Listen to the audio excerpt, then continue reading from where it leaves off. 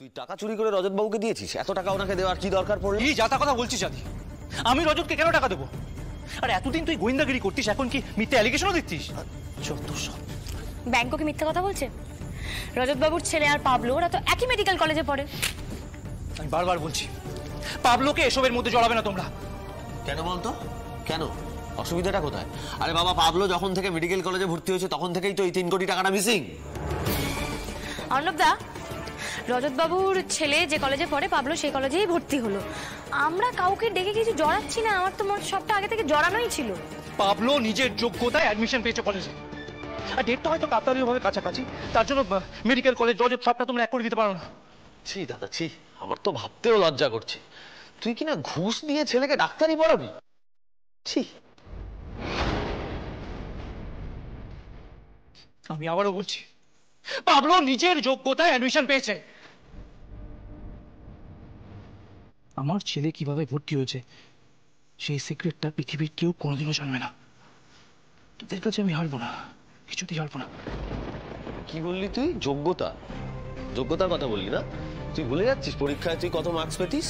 হ্যাঁ, তুই তো ক্লাসে তো তুই র্যাঙ্ক করতিস, তারপরেও তুই খুশি হতিস না কেন? কারণ তোর কম্পিটিশনটা আমার সঙ্গে ছিল, আমার থেকে তোকে ভালো র্যাঙ্ক করতে হবে।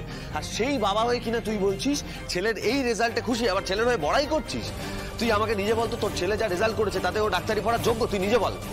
যোগ্য না, তুই বাবা হয়েও ফেল করলি, এটা স্বীকার কর। পাবলোর সঙ্গে 3 কোটি টাকার অ্যাডমিশনের কোনো সম্পর্ক নেই। আমি আবারও বলছি তোকে, আমি রজতকে টাকাটা দিচ্ছি, আমি ওর সঙ্গে ব্যবসা করছি তাই জন্য।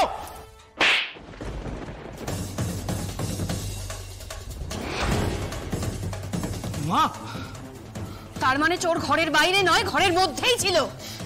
চমৎকার। তুমি ভুল করছো মা। এই চুপ, একদম গলা নামিয়ে কথা বল। আর একবার যদি তুই চিৎকার করিস না তাহলে আমারও কিন্তু গলাটা চড়বে। ওপরের ঘরে তোর ছেলে রয়েছে, আমার যদি গলা চড়ে তাহলে ও জেনে যাবে যে ওর বাবা একটা চোর। তুই হিংসুটে, তুই লোভী, তুই হেরে গেলে অকারণে সবার উপরে অভিমান করিস, এই সবটা আমরা জানি, সবটা আমরা মেনে নিয়েছি, কিন্তু তাহলে তুই চুরি করবি অর্ণব। আরে তোকে মানুষ করতে গিয়ে আমার এতটা ভুল কি করে হয়ে গেল বলতো?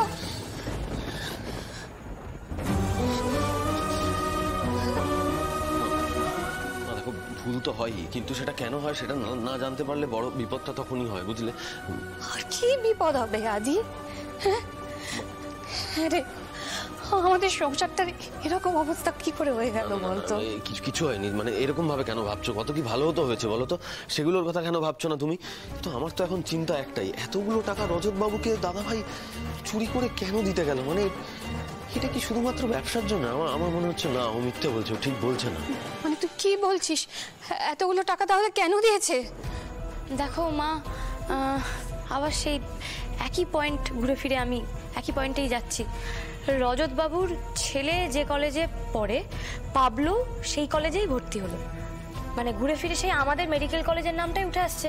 আবার পাবলো ভর্তি হওয়ার সাথে সাথে ও কিছু, মানে ও কোনো একদল কারোর কাছে মারও খেলো। এই হাতি, এইসব শুনে তো আমার বুক কাঁপছে। হ্যাঁ রে, ওই কলেজে যা যা চলছে সেগুলো তো সব আমিও খবর পাচ্ছি।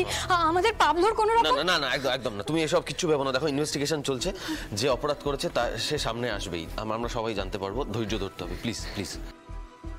কিন্তু সত্যিটা বেরিয়ে আসার রাস্তাও তো কিছু দেখছি না। পিনাকির মা বাবাকে সবচেয়ে বেশি সন্দেহজনক মনে হয়েছিল। আরেকবার কি তাহলে পিনাকির মা বাবার সঙ্গে দেখা করব? তাহলে ময়ূক বাবুকে একবার জানাই।